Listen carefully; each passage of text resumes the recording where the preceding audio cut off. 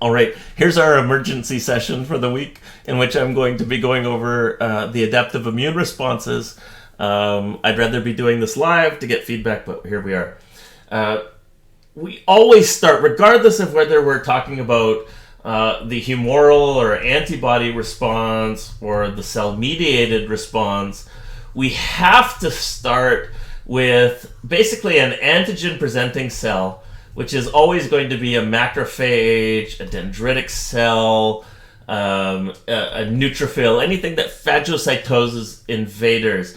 And in the process of phagocytosing the invaders, it's going to express on its surface this MHC2 epitope complex.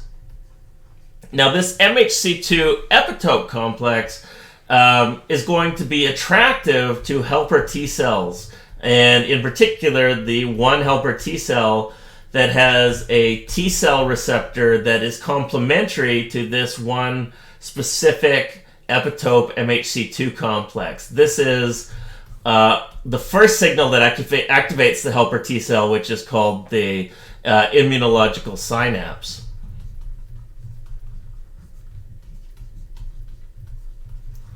The second signal that we need to activate this helper T cell is actually coming again from the antigen-presenting cell in the form of some sort of interleukin protein. So this interleukin protein then is going to be sent from the antigen-presenting cell to the helper T cell, and in that regard, turn it on. That's like turning the key in the ignition.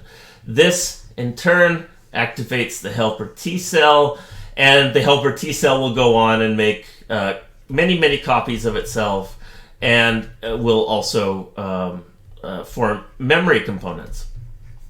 So now, as a result of those two pathways, again, I need to clear the slide here, we have a helper T cell that is activated, that is making lots of copies of itself and also doing its main job, which is to secrete interleukins, these interleukin proteins or signals. These interleukin signals will be attractive to our B cells. And don't forget, our B cells, in addition to those B cell receptors that we've talked about, are now actually presenting on MHC2 complexes these epitopes of whatever it is it just digested that was complementary to these B cell receptors. And this MHC2 epitope complex can be attached to by the T cell receptors of the active helper T cells. And remember, the active helper T cells are secreting interleukins, so now we have formed our immunological synapse connecting the helper T cell and the B cell. And we've produced the interleukin signal to activate the B cell. And now our B cell is active and starts secreting antibodies. It starts making more copies of itself. And it gives rise to these memory cells. So that collectively is the story of humoral immunity. Oops. Sorry. Now you know what my Overwatch team looks like. We have our humoral immunity right there, which is, again, we have a helper T cell that encounters the antigen, that is presented on the surface of a macrophage or some sort of phagocytic cell via MHC2. That antigen-presenting cell also releases interleukins to activate that helper T cell. While this is happening, a B cell with its B cell receptor has encountered the same antigen, phagocytosed it, and is now presenting it on the surface of itself as MHC2 epitope complexes, just like that first antigen-presenting cell. And because you have 1 million of those active helper T cells now, they will bind to that active B cell that is presenting that epitope on MHC2, and that in turn will form the immunological synapse between the helper T cell and the B cell, just like we're showing you in the figure here.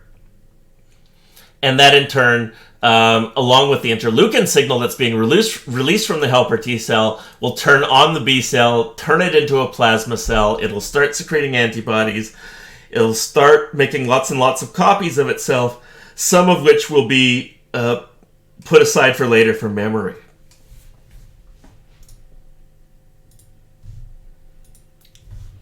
From the perspective of cell-mediated immunity, when we're talking about the cytotoxic T cells, it starts the same way. You have an antigen-presenting cell, a phagocyte that has digested something, and then on its surface is producing an MHC2 epitope complex of what it just digested, of the various phagocytic molecule. And this, in turn, has resulted in the activation of a cytotoxic T cell with a complementary T cell receptor. Again, we need that interleukin signal from the APC. And then that helper T cell is going to make a bajillion copies of itself, some of which is put away for later for memory.